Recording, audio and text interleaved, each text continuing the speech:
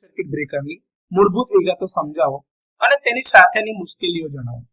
તો એસી સર્કિટ બ્રેકરમાં એક સાયકલમાં બે વખત કરંટનું મૂલ્ય શૂન્ય થઈ જાય છે, એટલે કે પોઝિટિવ હાફ સાયકલમાં વધશે, ત્યાંથી શૂન્ય, પાછી નેગેટિવ હાફ સાયકલ અને પાછું શૂન્ય થશે. તેથી એસી સર્કિટ બ્રેકરમાં જ્યારે કરંટ 0 માંથી પસાર થાય છે ત્યારે સર્કિટ ખુલે છે, એટલે કે ઓપન થાય છે. અને મુખ્ય પ્રશ્ન એ કે આર્કના રીસ્ટ્રાઇકિંગને અટકાવવા જે જરૂરી છે તે પ્રશ્ન આમાં રહેશે જ નહીં, કારણ કે તે વખતે સર્કિટ બ્રેક થઈને ઓપન થઈ જશે. જ્યારે ડીસી સર્કિટ બ્રેકરમાં કરંટ ક્યારેય શૂન્યમાંથી પસાર થતો નથી, તેથી શોર્ટ સર્કિટ કરંટને કોઈ પણ રીતે શૂન્ય મૂલ્ય પર લાવવો જરૂરી બને છે. હવે બીજી સમસ્યા એ છે કે એ સમય દરમિયાન જે ઉર્જા સ્ટોર થાય છે ઇલેક્ટ્રોમેગ્નેટિક બળના સ્વરૂપમાં, એના મૂલ્યને પણ આપણે ડિસિપેટ કરવું પડશે.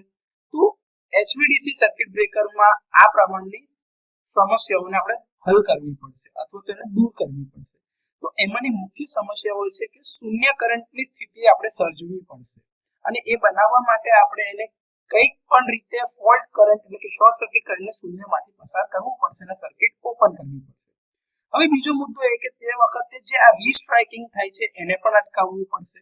તો રીસ્ટ્રાઇકિંગ અટકાવવા માટે શું કરવું? અને ત્રીજો મુદ્દો બને છે કે તે સમયની જે સંગ્રહિત ઉર્જા છે એને વાતાવરણમાં કેવી રીતે ડિસિપેટ કરવી અથવા તો કોઈ સર્કિટમાં કેવી રીતે ડિસિપેટ કરવી, જેથી કરીને એ પ્રશ્ન પણ અટકાવી શકાય. તો એચવીડીસી સર્કિટ બ્રેકરની મૂળભૂત વિગતો અને તેની સાથેની સંકળાયેલી મુશ્કેલીઓ આ મુજબ કહી શકાય અથવા તો વર્ણવી. એચવીડીસી સર્કિટ બ્રેકરમાં કરંટ શૂન્યની સ્થિતિનું જે નિર્માણ થાય છે અથવા સર્જન થાય છે તે સમજો. તો ઓસિલેટરી સર્કિટનો ઉપયોગ કરંટ શૂન્યની સ્થિતિ બનાવવા માટે થાય છે, કારણ કે એચવીડીસી બ્રેકરમાં ક્યારેય કરંટ શૂન્ય થતા નથી. હવે એચવીડીસીમાં તમે જોતા હશો તો અહીંયા તમારી પાસે બાયપોલર સિસ્ટમ જે છે એમાં એક પોઝિટિવ પોલ છે અને એક નેગેટિવ પોલ છે. અહીંયા તો ટ્રાન્સમિશન લાઇન જે છે એ બતાવવામાં આવી છે અને આ તમારું બ્રેકર એમ છે. હવે કરંટ 0 ની જે કન્ડિશન તમારે ક્રિએટ કરવી છે એના માટે તમારે સિરીઝ રેઝોનન્ટ સર્કિટ જોઈશે, જેમાં તમારે ઇન્ડક્ટર અને કેપેસિટર લગાડવામાં આવે છે. તો એ આકૃતિમાં બતાવ્યા પ્રમાણે સર્કિટમાં L અને C જોડવામાં આવે છે. સામાન્ય રીતે M એ તમારું બ્રેકર છે અને ક્લોઝ પોઝિશનમાં હશે. એની સાથે બે કોન્ટેક્ટ છે, એક તમારો નોર્મલી ઓપન કોન્ટેક્ટ જે S1 છે અને નોર્મલી ક્લોઝ કોન્ટેક્ટ S2 લગાડવામાં આવે છે. અહીંયા તમે જોતા હશો તો તમારી સર્કિટ જે છે બ્રેકર M, ઇન્ડક્ટર L અને capacitor C normally close contact S2 અને R દ્વારા નેગેટિવમાં પૂરી થાય છે.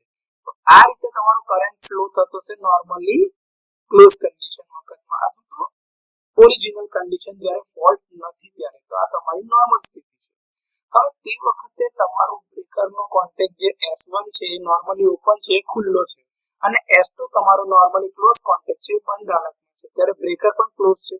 હવે એ સમય દરમિયાન તમારું જે કેપેસિટર જે છે એ આટલા વોલ્ટેજ ઉપર ચાર્જ થાય છે, જે M એટલે કે પોઝિટિવ પોલારિટી અને નેગેટિવ પોલારિટીની વચ્ચે છે, એટલે કે લાઇન વોલ્ટેજ ઉપર આ કેપેસિટર તમારું ચાર્જ થતું હશે.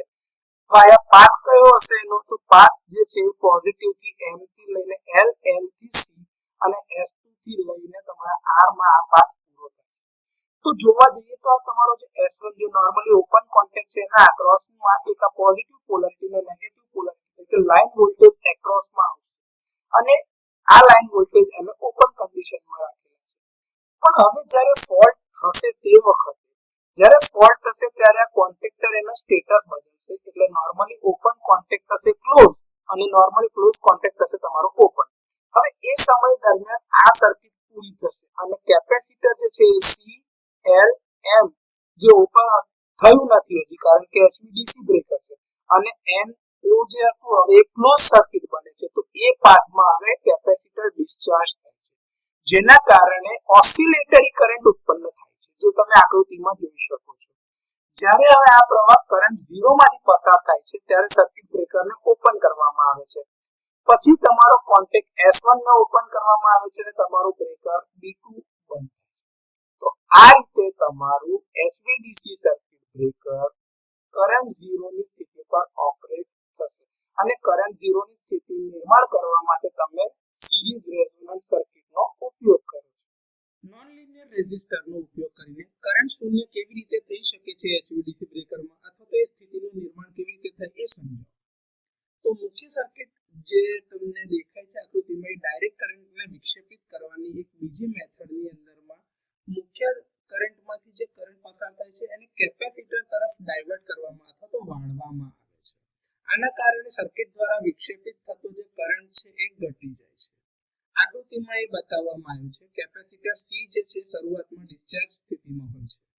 હવે જ્યારે તમારો મેઇન બ્રેકરનો કોન્ટેક્ટ M આ જે છે આ મુખ્ય બ્રેકરનો કોન્ટેક્ટ M એ ઓપન થાય છે ત્યારે મુખ્ય કરંટ જે તમારો બ્રેકરમાંથી જવાના બદલે કેપેસિટર તરફ જાય છે અને એની આગળ તમારું નોન લિનિયર રેઝિસ્ટર મૂકેલું છે.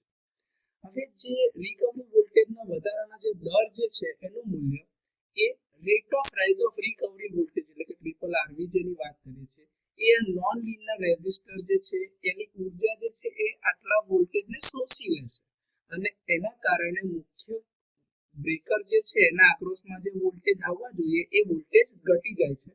તો આ રીતે નોન લિનિયર રેઝિસ્ટરની મદદથી HVDC સર્કિટ બ્રેકરમાં કરંટ શૂન્યની સ્થિતિનું નિર્માણ કરી શકાય. HVDC સર્કિટ બ્રેકરમાં રીસ્ટ્રાઇકિંગનું કંટ્રોલ અથવા તો નિયંત્રણ સમજો. તો HVDC સર્કિટ બ્રેકરમાં આર્કનું જે રીસ્ટ્રાઇકિંગ થાય છે એ રીસ્ટ્રાઇકિંગને અટકાવવું એ બીજો એક મહત્વનો પ્રશ્ન છે. આમાં ઓસિલેટરી DC સર્કિટ માટે આ મુશ્કેલ છે કારણ કે કરંટ ચોપિંગનો જે સમયગાળો છે એ 100 માઇક્રોસેકન્ડ જેટલો છે જે ખૂબ જ ઓછો છે. હવે આ સમય દરમિયાન જે રીસ્ટ્રાઇકિંગ વોલ્ટેજ આવતા હશે એનો સર્જ વેલ્યુ જે હશે અથવા તેનું જે મૂલ્ય હશે મેગ્નિટ્યુડ એ બ્રેકરના ટર્મિનલ્સની અક્રોસમાં આવશે ને ખૂબ જ ઊંચું હશે. સર્કિટ બ્રેકર આ સર્જ વોલ્ટેજનો સામનો કરવા માટે સક્ષમ હોવું જોઈએ. આવું કરવા માટે જ અથવા તો આર્કનું રીસ્ટ્રાઇકિંગ ન થાય એના કંટ્રોલિંગ માટે એને ડીઆયોનાઇઝ કરવા માટે આર્કની એક નાનકડી જગ્યા રાખવામાં આવે છે ખૂબ જ સાંકડી હોય છે અને એમાં ઊભી ધાતુની પ્લેટની જાળી મૂકવામાં આવે છે જેને ગ્રેટિસ કહેવામાં આવે છે અથવા તો સેપરેટર સાદી ભાષામાં કહીએ છીએ. તો એટલા વિસ્તાર એટલે કે એટલા એરિયા ક્ષેત્રની અંદરને નાના નાના ભાગોમાં વિભાજિત કરવામાં આવે છે જેથી આર્કનું રીસ્ટ્રાઇકિંગ અટકાવી શકાય. તો આ રીતે HVDC સર્કિટ બ્રેકરમાં તમે આર્કનું રીસ્ટ્રાઇકિંગ થતું અટકાવી શકો છો અને HVDC સર્કિટ બ્રેકર સાથે સંકળાયેલ બીજા એક મહત્વના પ્રશ્નનું આ રીતે નિરાકરણ આવી શકે એમ છે. HVDC સર્કિટ બ્રેકરમાં સંગ્રહિત થયેલી ઉર્જાને ડિસિપેટ કરવાની કેવી રીતે વ્યવસ્થા ગોઠવાય છે તે સમજાવો. તો HVDC પ્રકારના સર્કિટ બ્રેકર સાથે સંકળાયેલો એક ત્રીજો મહત્વનો પ્રશ્ન છે કે આ રીસ્ટ્રાઇકિંગ થતો અટકાવવા વખતે તે સમયે જે ઉર્જા હોય છે એ ઉર્જા કેવી રીતે તમે વાતાવરણમાં ડિસિપેટ કરી શકો છો.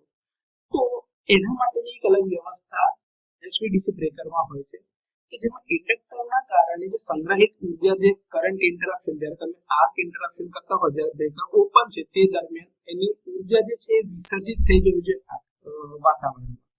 નહીતર આ ઉર્જા જે છે કેપેસિટર તરફ ટ્રાન્સફર થશે અને એના લીધે કેપેસિટરની અક્રોસમાં ઓવર વોલ્ટેજ આવશે. હવે સર્કિટ બ્રેકરની આજુબાજુ તમે એક સ્પાર્ક ગેપ રાખેલી છે એના કારણે જ કોમ્યુટેટિંગ કેપેસિટર કે જેના કારણે તમારો આર્ક ઉલવાય છે અને કરંટ 0 તરફ જઈ રહ્યો છે એનું કદ ઓછું થાય છે. આ અસામાન્ય વોલ્ટેજનું મૂલ્ય જે એની અક્રોસમાં આવતું હશે એમાં ઘટાડો કરે છે. વધુમાં કહીએ તો ટ્રાન્ઝિયન્ટ રિકવરીનું મૂલ્ય જે છે એ ઘટતું જાય છે અને બ્રેકરની આજુબાજુ એક એરેસ્ટર જે તમે લગાડ્યું છે ZNO એરેસ્ટર એ જોડીને તમે જે આ ઇન્ડક્ટરમાં વધારાની જે સ્ટોર એનર્જી રહી છે એને વાતાવરણમાં ડિસિપેટ કરી શકો છો એટલે કે એનું વિસર્જન કરી શકો છો.